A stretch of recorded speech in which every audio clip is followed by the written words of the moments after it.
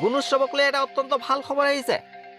গুণোৎসৱক লৈ এটা অত্যন্ত ভাল খবৰ আহিছে আৰু এই ভাল খবৰটো দিছে আমাৰ শিক্ষামন্ত্ৰী ৰণোজ পেগু ছাৰে।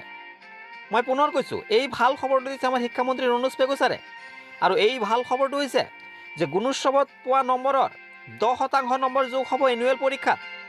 মই পুনৰ কৈছোঁ, এই ভাল খবৰটো হৈছে গুণোৎসৱত পোৱা নম্বৰৰ 10% নম্বৰ যোগ হ'ব এনুৱেল পৰীক্ষাত। আৰু এই সন্দৰ্ভত আমাৰ শিক্ষামন্ত্ৰী ডাঙৰীয়ে তেওঁ কোৱা ভাষ্যটো আমি শুনাব বিচাৰিছোঁ। 1 ফেব্ৰুৱাৰী আৰু 4 ফেব্ৰুৱাৰীলৈকে চলিব। ইয়াত অন্তৰ্ভুক্ত জিলাসমূহ হৈছে বাক্সা, চিৰাং, চৰাইদেউ, ধেমাজি, ধুবুৰী, গোলাঘাট, হোজাই, তেতিয়া পাৰ্ট অফ নগাঁও, তেতিয়া হাইলাকান্দি, যোৰহাট, কামৰূপ মেট্ৰ', শোণিতপুৰ, তিনিচুকীয়া, ৱেষ্ট কাৰ্বি আংলং।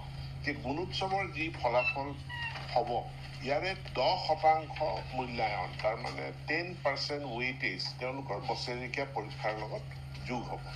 তাৰমানে গুণোৎসৱটো অথলে নাযায়, গুণোৎসৱটো পাৰ্ট অফ তেওঁলোকৰ এনুৱেল যি ইভালুৱেশ্যন, আৰু ইয়াৰ পৰা তেওঁলোকে 10% ইনকৰ্পৰেট হ'ব। অফিচিয়েলি 100 এনৰলমেণ্ট আছে, আমি 100ৰ ওপৰতে তেওঁলোকৰ পাৰ্চেণ্টেজ অফ ছাকচেছ এইটো আমি মূল্যায়ন কৰিম। আৰু এইটো প্ৰচেষ্টাৰ দ্বাৰা আমাৰ যি বিদ্যালয়সমূহত বহু বিদ্যালয়ত অলপ এনৰলমেণ্টটো বেছি দেখুৱাই থাকে বা এটা ঘোষ্ট ষ্টুডেণ্টছ আমাৰ বহু বিদ্যালয়ত আছে, সেইটো আমি এলিমিনেট কৰিব পাৰিম বুলি ভাবিছোঁ। আৰু